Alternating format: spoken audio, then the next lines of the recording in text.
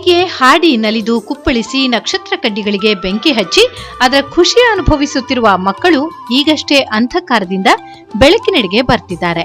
ತಾವು ಯಾರು ಹಾಗೂ ತಮ್ಮ ಮುಂದಿನ ಬದುಕೇನು ಅನ್ನೋದನ್ನ ಕೂಡ ಚಿಂತಿಸಲು ಸಾಧ್ಯವಿಲ್ಲದ ಮಕ್ಕಳು ಬೆಳಕಿನ ಹಬ್ಬವಾದ ದೀಪಾವಳಿಯನ್ನ ಸಂಭ್ರಮದಿಂದ ಆಚರಿಸಿದ್ದಾರೆ.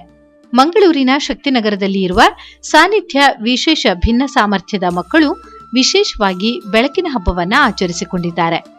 ಎಲ್ಲಾ ಕಡೆಗಳಲ್ಲೂ ದೀಪಗಳನ್ನ ಹಚ್ಚಿ ಪಟಾಕಿ ಸಿಡಿಸಿ ಸಂಭ್ರಮಿಸಿದ್ದಾರೆ.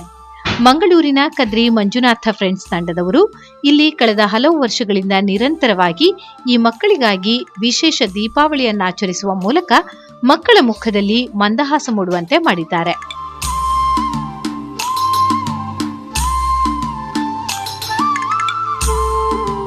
ಇಲ್ಲಿ ಮಾನಸಿಕ ಭಿನ್ನ ಸಾಮರ್ಥ್ಯದ ಮಕ್ಕಳ ವಸತಿ ಶಾಲೆ ಇದು.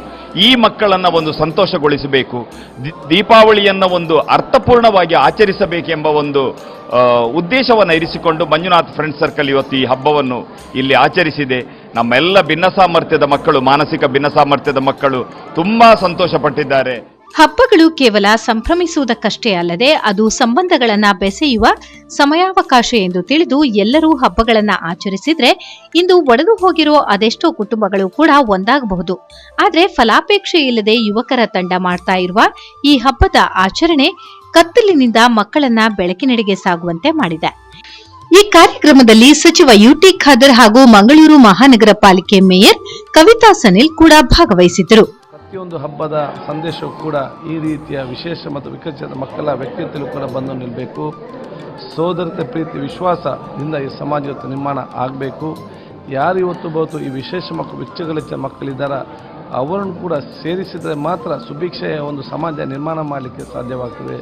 ಸೊ ಅಂಥ ಮಕ್ಕಳ ಜೊತೆಯಲ್ಲಿ ಇವತ್ತು ಕಾರ್ಯಕ್ರಮ ಹಮ್ಮಿಕೊಂಡು ಅವರ ಜೊತೆ ದೀಪವನ್ನು ಹಚ್ಚಿ ಅವರ ಜೊತೆ ಸುಡುಮದ್ದಿನ ಈ ಕಾರ್ಯಕ್ರಮ ಭಾಗವಹಿಸಿ ಸಂಸ್ಕೃತಿ ನನಗೆ ಅತ್ಯಂತ ಸಂತೋಷ ಇವತ್ತು.